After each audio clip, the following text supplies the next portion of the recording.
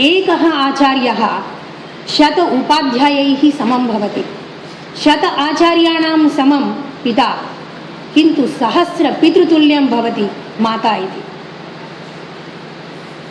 न केवलं संस्कृतभाषायाम् अपि तु सर्वासु भाषासु मातुः गौरवं वयं शृणुमः। आङ्ग्लभाषायामपि एका प्रसिद्धा उक्तिः अस्ति, the hand that rocks the cradle rules the world. Hindi भाषायां नारी तुम केवल श्रद्धा हो, विश्वास रजत नगपल तल में, पीयूष स्रोत सी बहा करो, जीवन के सुंदर समतल में इति प्रसिद्धा कवेः पंक्तिः अस्ति। एवं तस्याः विषये बहुभिः बहु उक्तम् इति विदितचरः विषयः। अपत्यानां संवर्धने, पालने, पोषणे च मातुः योगदानम् अपरिमितम्। स्वस्थसमाजस्य निर्माणे तस्याः एव मुख्या भूमिका परिलक्ष्यते। अतः सा न केवलं श्लाघनीया अपि तु सदा वन्दनीया, पूजार्हा, पूजनीया च। किन्तु एतादृशम् उन्नतं पदम् अनायासेन न प्राप्तं तया। तस्याः जीवनयात्रा अतीव कठिना, क्लेशकण्टकैः युक्ता आसीत्। वैदिकसाहित्ये, संस्कृतसाहित्ये च याः अनेकाः अद्भुताः मातरः अभवन्, तासां मातॄणां महत्या प्रेरणया सन्ततयः कीदृशम् उन्नतं पदं प्राप्तवत्यः इति इदानीम् अवलोकयामः। प्रथमं तावत् बृहदारण्यकोपनिषदि मातृशक्तेः परिचायकम् एकम् अन्यतमं सन्दर्भं पश्यामः। शिशोः जन्मनः अनन्तरं पिता बालस्य करणं करोति। तस्मै वेद इति रहस्यं नाम ददाति। ततः ऋग्वेदस्य मन्त्रम् उच्चारयन् पिता तं शिशुं स्तन्यं पाययितुं मातुः हस्ते स्थापयति। मन्त्रस्य अर्थः एवं भवति, हे सरस्वती मातः, भवत्याः स्तन्यं दुग्धम् अनन्तम् उदारम् ऐश्वर्ययुक्तं च, भवती देवादीन् सर्वान् इतरानपि पोषयति, तदेव दुग्धम् अत्रापि प्रवाहयतु, येन अयं शिशुः पुष्टः भवेत् इति। मातुः शक्तेः संक्रमणस्य इदमेकम् अद्भुतम् उदाहरणम्। अन्यच्च छान्दोग्योपनिषदि कश्चित् सत्यकामनाम्नः बालकः वेदाभ्यासं कुर्वतः बालकान् दृष्ट्वा स्वयमपि वेदम् अध्येतुम् इच्छति। गुरोः समीपं गच्छति। आचार्यः तं पृच्छति, किं तव पितुः नाम? जिज्ञासुः बालः तस्मिन्नेव क्षणे मातरम् उपगत्य पृच्छति, आचार्यः मम पितुः नाम? कुलं च पृच्छति, अहं किं वदामि मातः? माता पुत्रस्य वचः श्रुत्वा अवदत्, वत्स, अहं तव पितुः नाम नैव जानामि। मम नाम जाबाला, तव नाम सत्यकामः, एतावदेव अहं जानामि। अतः आचार्यम् उपगत्य एवमेव वद। प्रसन्नः बालकः मातुः वचनं तथैव आचार्यस्य समीपं गत्वा उक्तवान्। आचार्यः बालस्य सत्यवचनेन अभिभूतः प्रमुदितः च सन् सद्य एव तम् उत्तमम् अधिकारिणं मत्वा गुरुकुले स्थानं दत्तवान्, शिष्यरूपेण स्वीकृतवान्। इत्थं मातुः सत्यवचनप्रभावेण गुरुकुले स्थानमलभत सत्यकामः। वाल्मीकिरामायणे जनकमहाराजस्य पुत्री दशरथस्य स्नुषा सत्यपि सीतादेवी एकाकिनी आश्रमवासिनी तपस्विनी इव कालं यापयति स्म। पुत्रौ लवकुशौ च उत्तमरीत्या पालितवती। पुत्रयोः पुरतः आत्मनः दुःखं विस्मृत्य सदा कर्मणि अभिरता आसीत्। लवकुशयोः कृते तस्याः त्यागमयं जीवनं महच्चरितं च एकम् आदर्शम् उदाहरणं भवति। अत्रैव रामायणे पश्यताम् एकाम् अपराम् अपूर्वां सुमित्रां मातरम्। लक्ष्मणस्य माता सुमित्रा रामस्य वार्ता श्रवण समनन्तरमेव लक्ष्मणमपि रामेण सह वनं गन्तुं कथयति। श्रूयतां तस्याः वचनानि। सृष्टस्त्वं वनवासाय स्वनुरक्तः सुहृज्जने रामे प्रमादं मा कार्षीः पुत्र भ्रातरि गच्छति। रामं त्यक्त्वा कुत्रापि मा गच्छ, रामं सदैव सादरं सेवस्व इति वदति। एकत्र कौसल्या रामस्य वनगमनवृत्तान्तं श्रुत्वा भृशं दुःखम् अनुभवति, रोदिति अपि।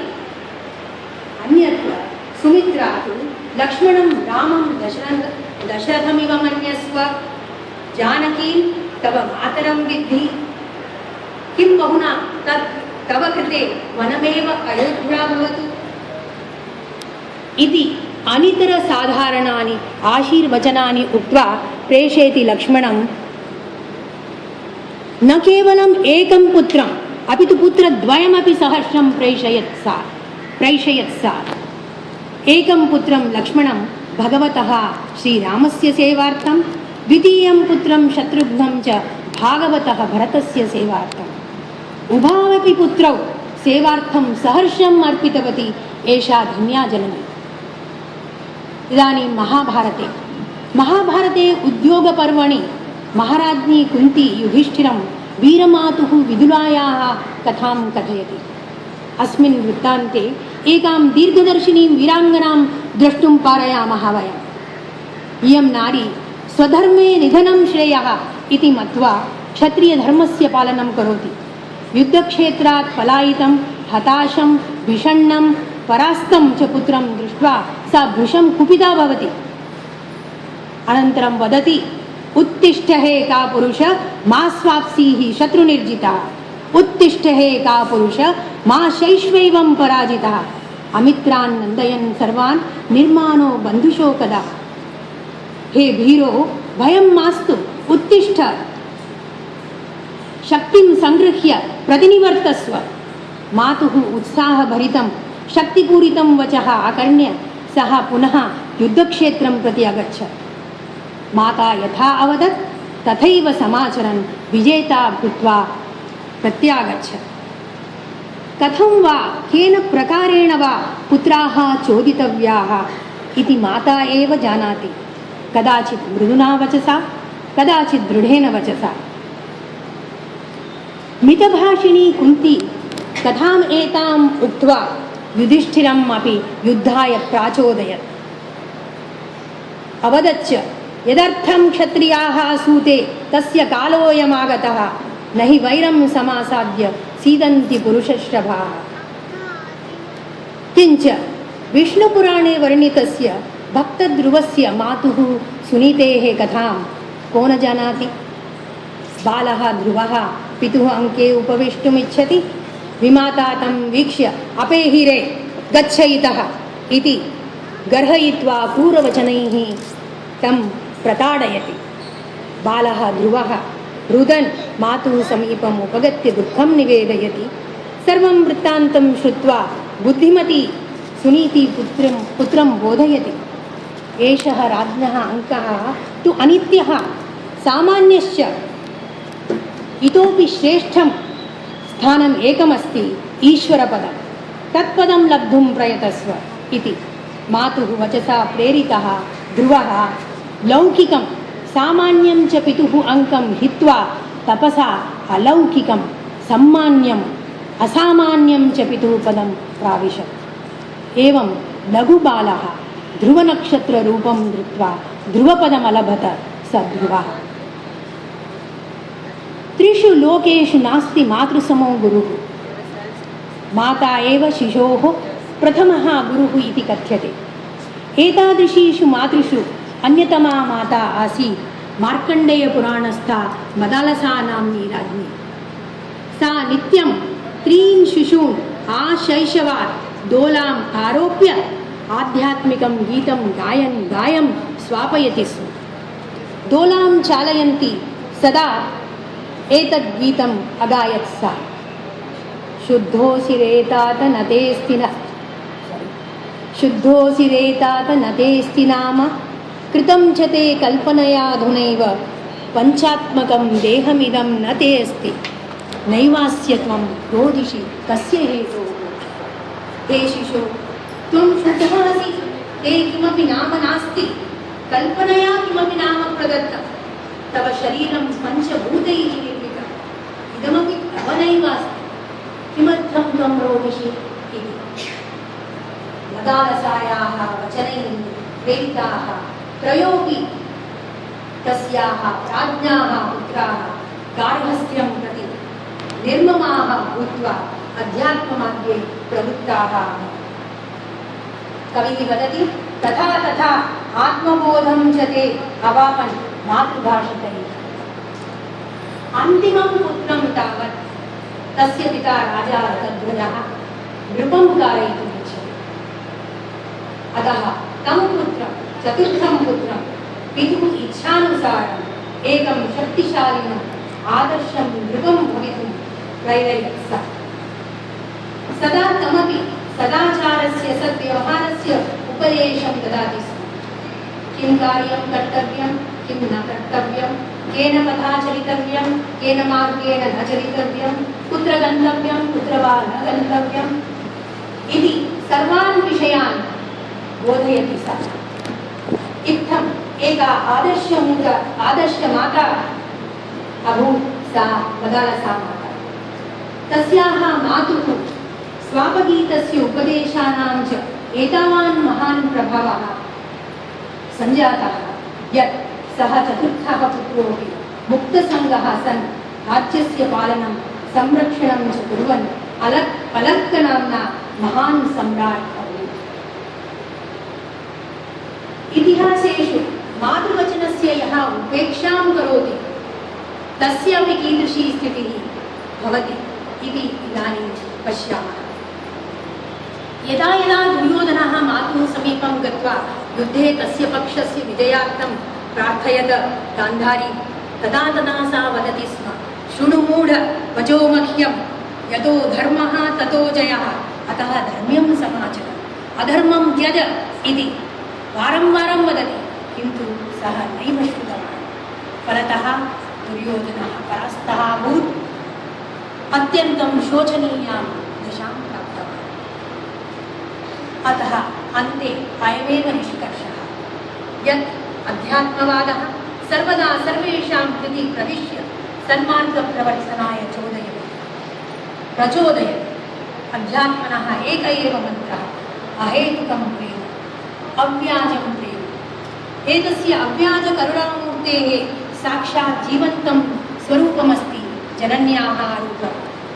उपर्युक्ताः सर्वाः मातरः कालातीताः चिरन्तनाश्च। अद्यापि अस्मिन् वैज्ञानिके युगे मातॄणाम् अनितरसाधारणाम् अपूर्वां शक्तिम् अभिज्ञाय विशिष्टं प्रशिक्षणं प्रयच्छन्ति काश्चन संस्थाः। एताः संस्थाः शिशोः आगर्भकालात् अपत्यानां सन्मार्गप्रवर्तनार्थं श्रेष्ठसमाजस्य निर्माणार्थं च सततं प्रयत्नशीलाः वर्तन्ते। अतः अस्मिन् सुदिने मातॄणां महतीं भूमिकां योगदानं च स्मरामः, स्मृत्वा च अवधारयामः। किमधिकं वक्तव्यम्। अवर्णनीयः मातृस्नेहः, असङ्ख्याः अगणनीयाः तस्याः उपकाराः। केनापि प्रकारेण तस्य निष्कृतिः कर्तुं न शक्या वर्षशतैरपि इति उद्घोषयति मनुस्मृतिः। एतस्यैव विचारस्य प्रतिध्वनिः श्रूयते प्रसिद्धेऽस्मिन् श्लोके, यत्र शङ्करभगवत्पादाः मातरं स्तुन्वन्ति। एकस्यापि न गर्भभारणभरण क्लेशस्य यस्याक्षमो दातुं निष्कृतिमुन्नतोऽपि तनयः, तस्यै जनन्यै नमः, तस्यै जनन्यै नमः।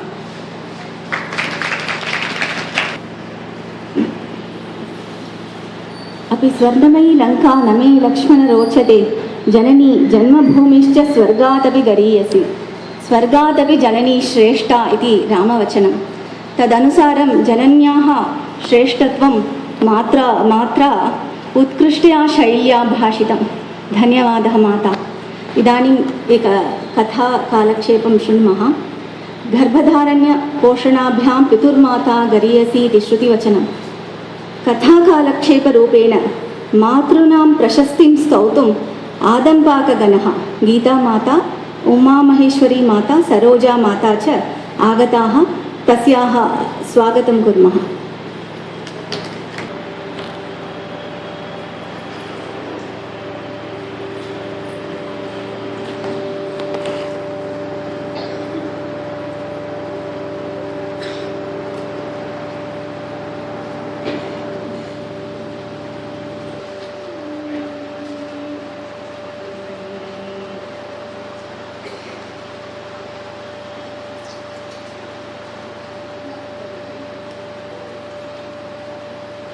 या देवी सर्वभूतेषु मातृरूपे नमस्तस्यै नमस्तस्यै नमो नमः। या देवी सर्वभूतेषु मातृरूपेण संस्थिता नमस्तस्यै नमस्तस्यै नमस्तस्यै नमो नमः। महिलोत्सव किमर्थं किं प्राशस्त्यं तत्र महिलानां? सरोजे, भवती न जानाति वा? महिलानां विषये बहवः श्लोकाः उक्ताः सन्ति। एवं वा? भवती वदति वा? आम्, अहं गीतमेव गायामि, शृणोतु तावत्। अस्तु। श्रीमाता श्रीमहाराज्ञी सिंहासनेश्वरी श्रीमाता श्रीमहाराज्ञी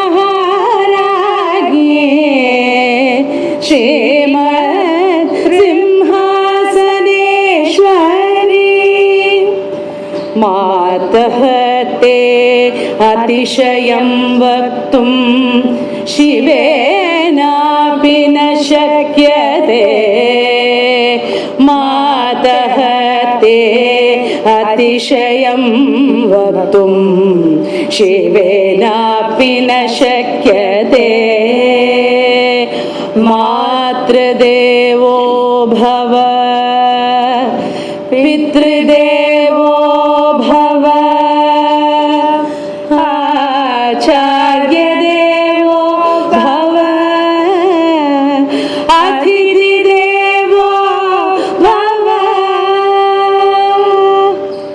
इत्यस्मिन् श्लोके मातृस्थानमेव आदौ उल्लिखितम्। किमर्थं माता माते इति मातॄणां प्रामुख्यम्? अहं वदामि मातॄणां प्रामुख्यं किमिति एकां कथां भुक्त्वा। आं भगिनी, वदतु।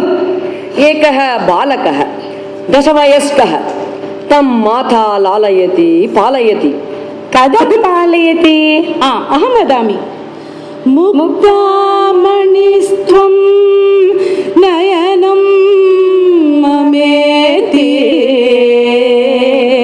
राजेति जीवेति चिरं सुतत्वं मूर्तामणिः त्वं नयनं ममेति राजेति जीवेति चिरं सुतत्वं।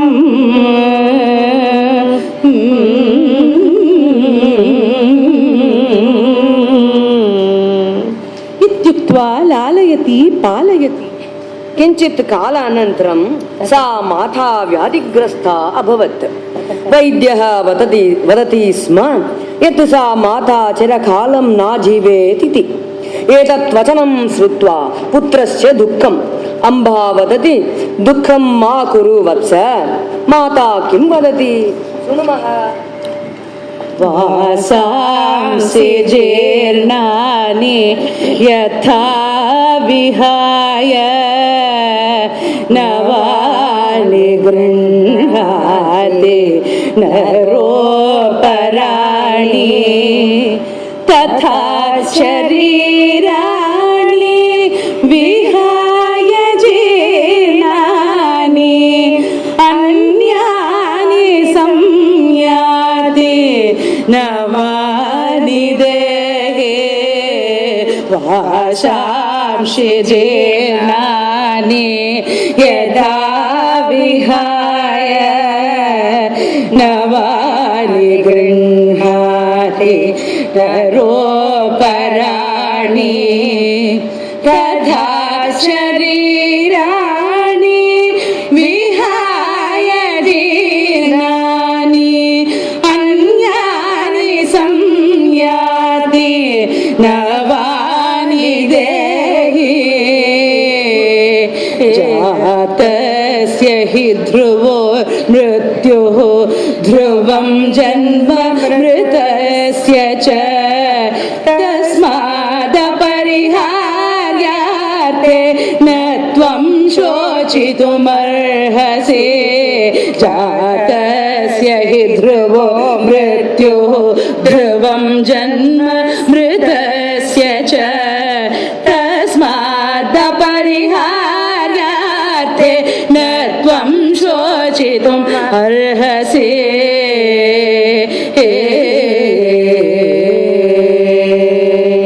यदा यदा हि मां द्रष्टुं इच्छसि तदा तदा आकाशे चन्द्रं पश्य अहं तत्र दृश्ये इति। अनुक्षणमेव सा माता दिवङ्गता। सः पुत्रः दुःखातिरेकेण प्रलपति। माता आत्मानं कथं पालितवती इति चिन्तयति।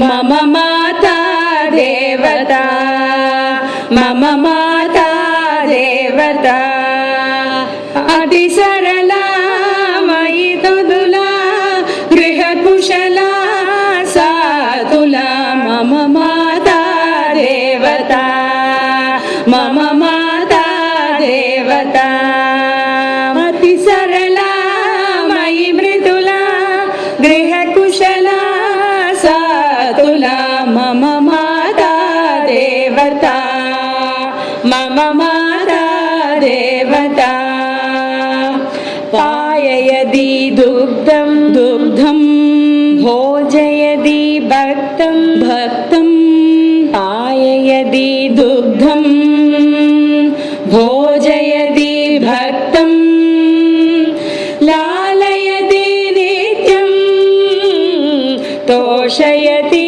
चित्तं लालयति नित्यं तोषयति चित्तं मम माता देवता मम माता देवता सायंकाले नीराजयति पाठयति च मां शुभं करोति सायंकाले नीराजयति पाठयति च मां शुभं करोति शुभं कुरु त्वं कल्याणम् आरोग्यं धनसम्पदः दुष्टबुद्धिर्विनाशाय दीपज्योति नमोऽस्तु ते सायंकाले नीराजयति पाठयति च मां शुभं करो मम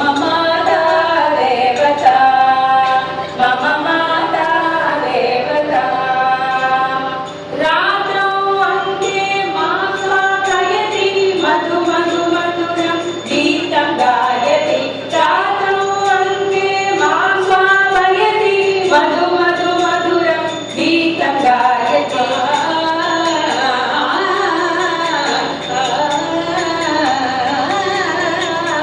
मम माता देवता मम माता देवता अति सरला मयि मृदुला गृहकुशला सा तुला मम माता देवता मम माता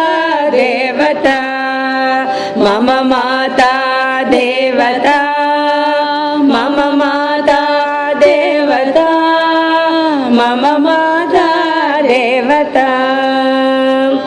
हे मातः, भवती प्रसूतिकाले वेदनातिरेकेण उच्चैः अम्बेति तातेति शिवेति क्रन्दनं कृतवती, किन्तु इदानीं कृतज्ञता एषा नमस्कारमेव, कृपया स्वीक्रियताम् इति रोदिति। अम्बेति तातेति शिवेति तस्मिन् प्रसूति काले यदवोच उच्चैः कृष्णेति गोविन्द हरे मुकुन्देति अहो जनये रचितोऽयमञ्जलिः कृष्णेति गोविन्द हरे मुकुन्देति अहो जनये रचितोऽयमञ्जलिः अहो जनये रचितोऽयमञ्जलिः अहो जनये रचितोऽयमञ्जलिः।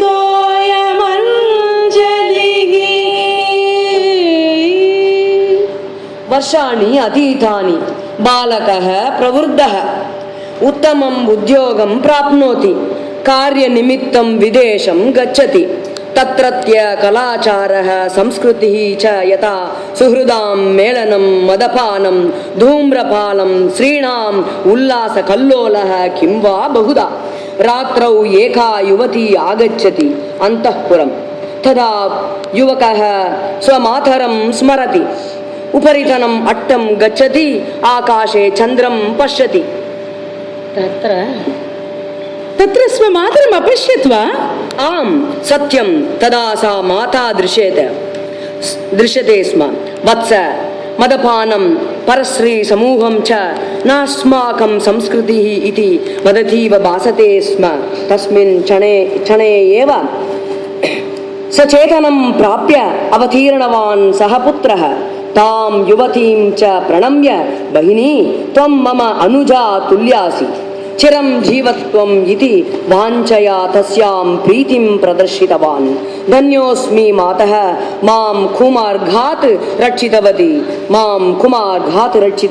धन्योऽस्मि इति मनसा धन्यवादान् समर्प्य सन्तोषेण सुखेन निद्रां कृतवान्।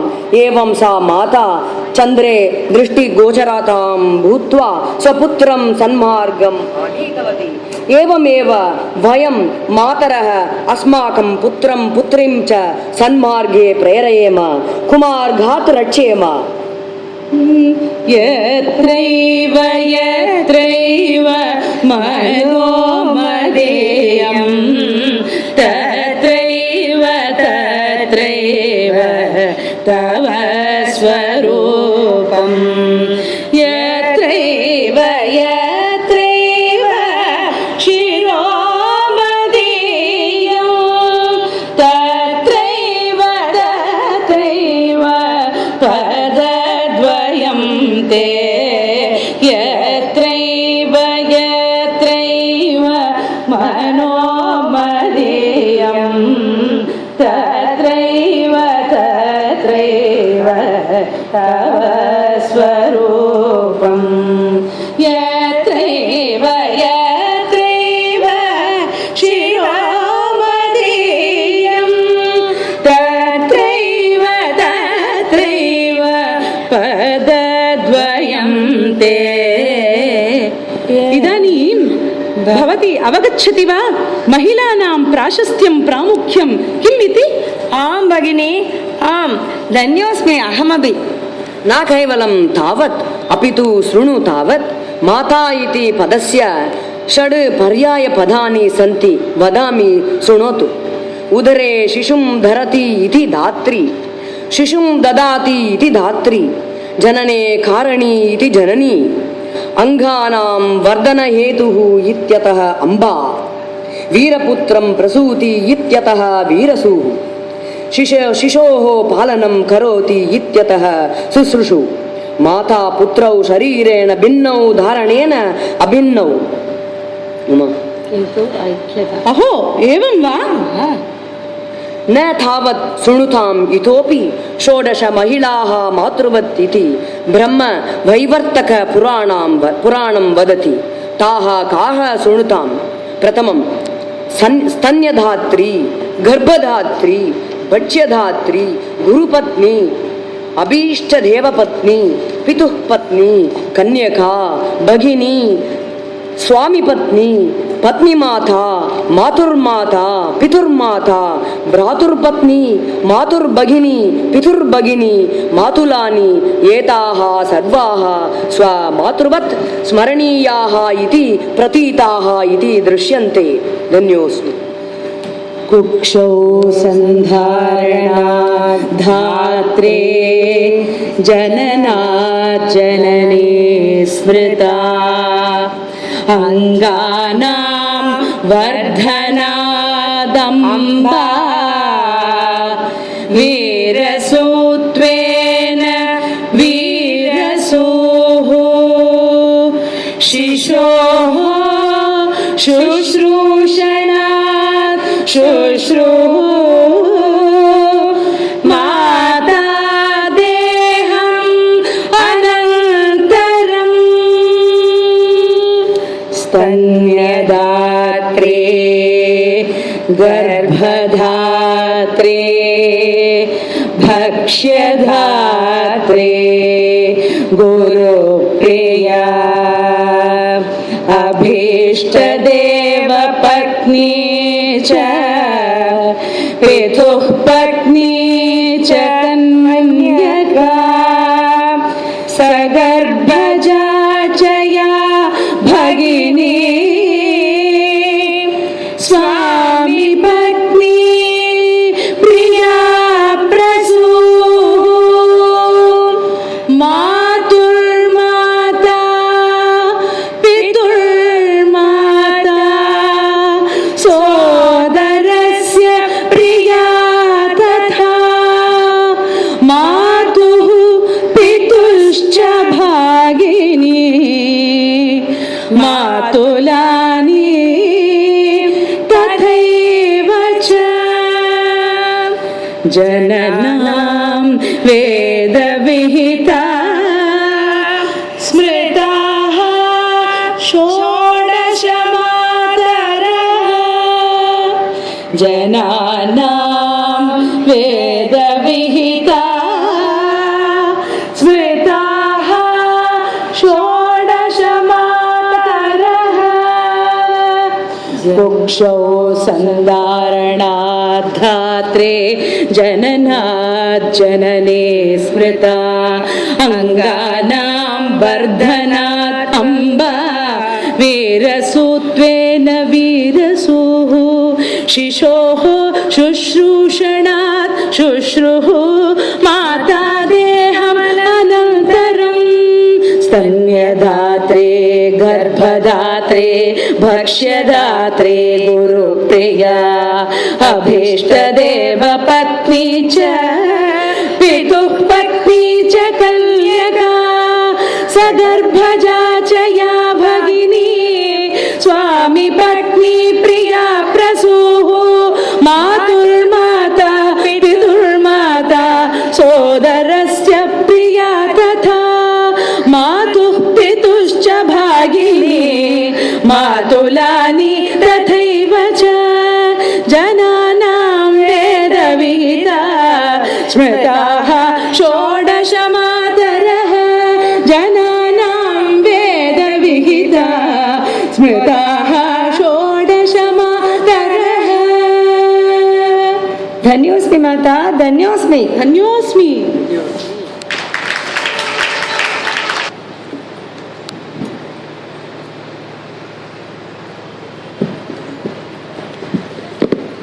कथाकालक्षेपः स्वरेण विषयेण भक्त्यापि युक्तः आसीत्। अमृतपानं कृतवन्तः इव वयं किल। धन्यवादं प्रकट्य अग्रे सरामः। आदौ अडयार् प्रदेशात् सुन्दरी माता मृच्छकटिकनाटकात् एकपात्राभिनयं करोति। नमो नमः। एकदृश्यम् एकपात्राभिनयः पात्राणि त्रीणि।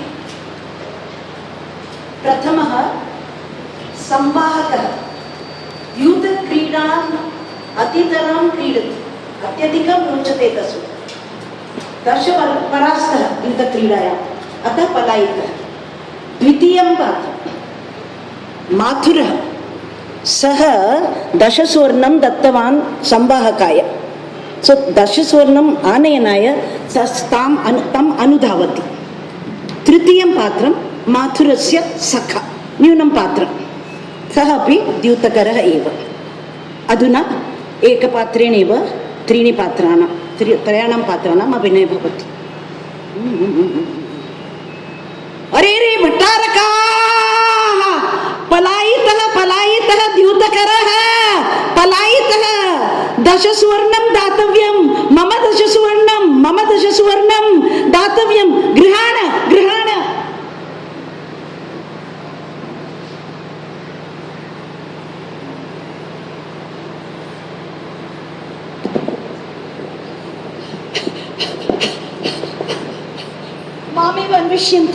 मामेव अन्विष्यन्ति। द्यूतकरभावः अत्यधिकः कष्टः। दशस्वर्णं कथं दास्यामि? आगच्छन्ति ते, कुत्रापि पुनस्दास्यामि। एषः देवालयः, तत्र गच्छामि। अरे रे, देवालये प्रतिमा नास्ति, अहमेव प्रतिमा भूत्वा तत्र स्थास्यामि।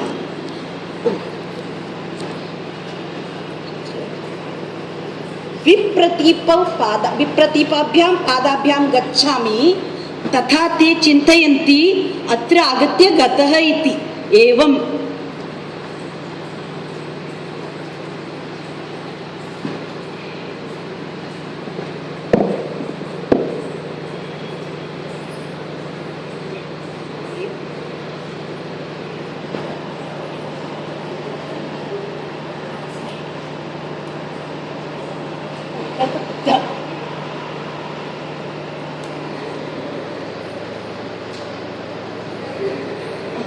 पतन।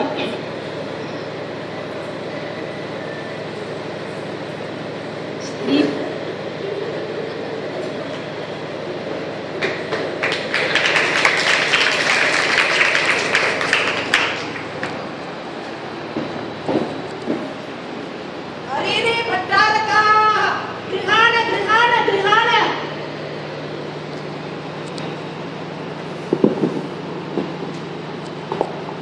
गृहाण, द्यूतकर, सखा आगम। एतत् पादचिह्नानि, अत्रैव गतः। परम् इदं तु विपरीतं पादम्।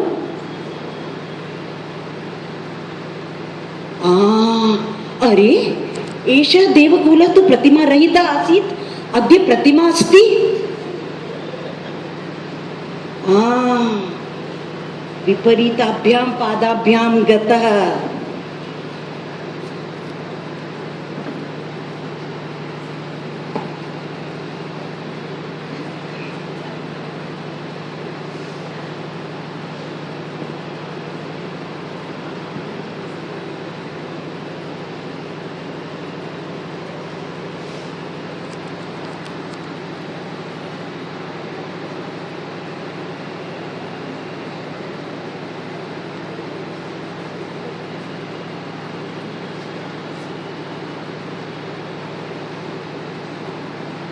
एवं ते क्रीडन्ति।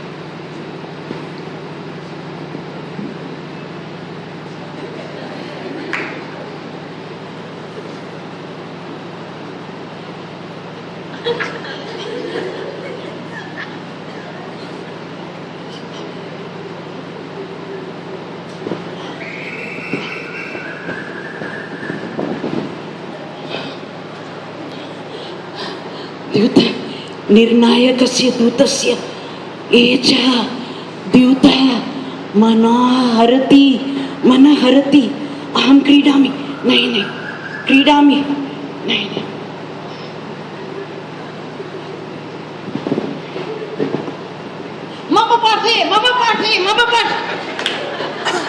गृहीतः लुप्तदण्डकः गृहीतः दश स्वर्णं ददातु दश स्वर्णं कथं ददामि 10 स्वर्णं नास्ति पश्य पितरं विक्रीय ददातु पिता अपि नास्ति मातरं विक्रीय ददातु माता अपि नास्ति किं करोमि त्वं गण्डं कुरु एवं करोमि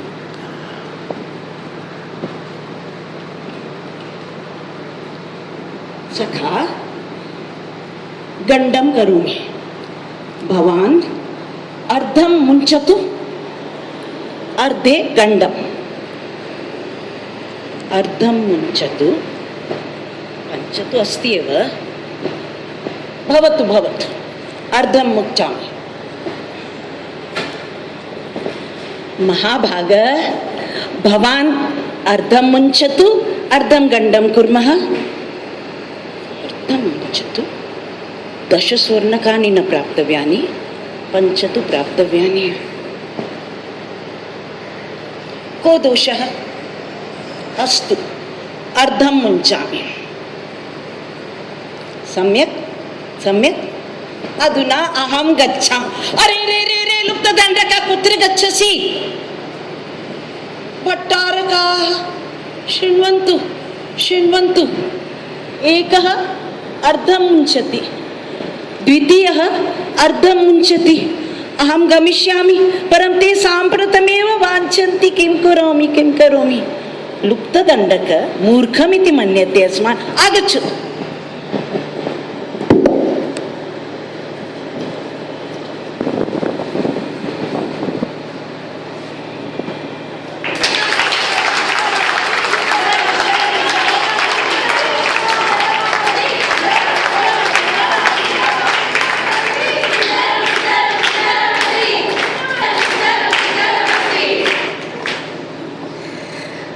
माता स्वाभिनयेन अस्मान् भृशं प्रेरितवती वयं सर्वेपि मिलित्वा अस्याः एकस्याः अभिनयम् अनुकर्तुं न शक्नुयामः एव धन्यवादः माता इदानीम् अन्नानगर् छात्राः करव्यजननाटकम् एकं कुर्वन्ति पश्यामः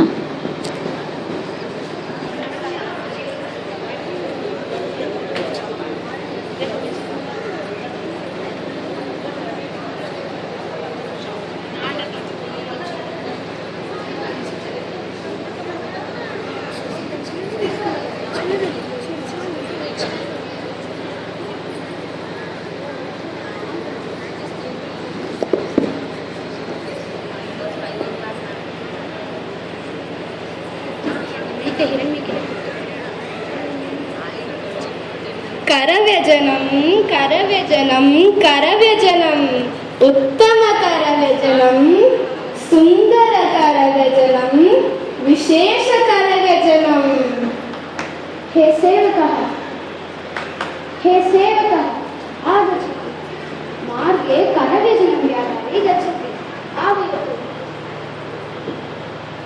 ये व्यापारी आगच्छतु महाराजः आह्वयति नमस्ते महाराजः ये व्यापारी करव्यजनस्य मूल्यं किम् एक करव्यजनस्य मूल्यं 1000 रूप्यकाणि मूल्यं बहु अधिकं किमर्थम् एतत् सामान्य करव्यजनं नास्ति विशेष करव्यजनम् अतः अधिकं मूल्यं व्यापारी अत्र आगच्छतु एक करव्यजनं ददातु धनं स्वीकरोतु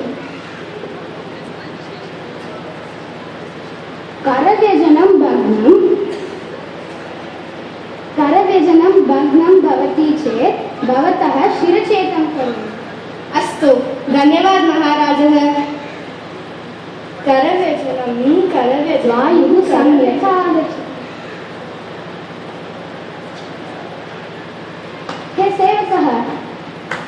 हे सेवकः आगच्छतु मार्गे करव्यजनं व्यापारी गच्छति आगच्छतु व्यापारी आगच्छतु महाराजः